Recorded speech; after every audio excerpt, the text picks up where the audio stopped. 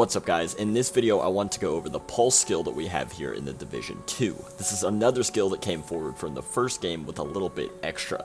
Now I am going over all the other skills we have in the game in their own videos, so be sure to check those out and subscribe if that's interesting to you. So the Pulse has 3 variants and it is supposed to give you an edge in combat to not lose track of your enemies since they'll be marked. The first variant, the Scanner, is the same one we had in the first game to my knowledge. It pulses in a 25 meter radius and this effect lasts for 12 seconds with a 100-second cooldown. To be honest, I wasn't a big fan of it in the first game and it's not a big change here.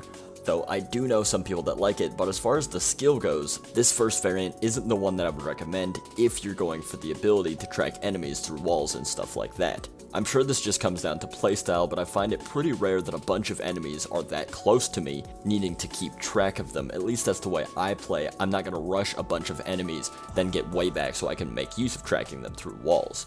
The next variant is the Remote, and it's a little better at this, and is the one that I would recommend.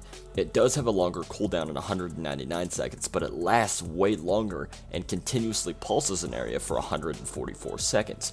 But you give up about half of your radius, which drops down to 12 meters. I prefer this variant because I can chuck it where I know some enemies already are, or will be running through soon, and that's really the places I find myself needing a pulse, such as a sniper that's dipping in and out of a couple pieces of cover. This can let you get the jump on him and counter him with your own sniper.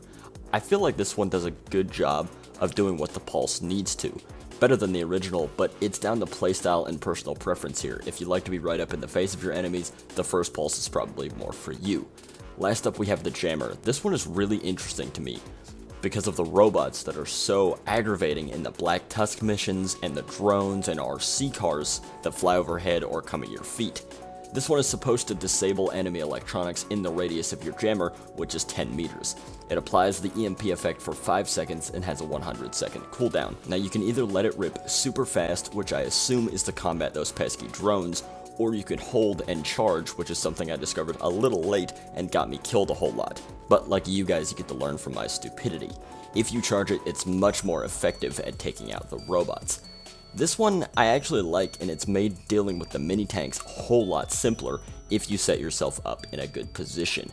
So in summary, the Remote is the one that I would recommend if you want to be able to track enemies, and you should switch to the Jammer if you find yourself running into a lot of drones and RC cars, and even the heavy hitting tanks in the endgame missions. Just be careful to not get too aggressive with the Jammer, as it only affects electronics and doesn't disrupt the other enemies that will melt you. That's all I have for you in this video, guys. Leave me a comment underneath this video about how you're feeling about the Pulse. Like this video, it really does help me out a lot. Subscribe to the channel for future Division content, and with that guys, I'll see you in the next video. Have a good one.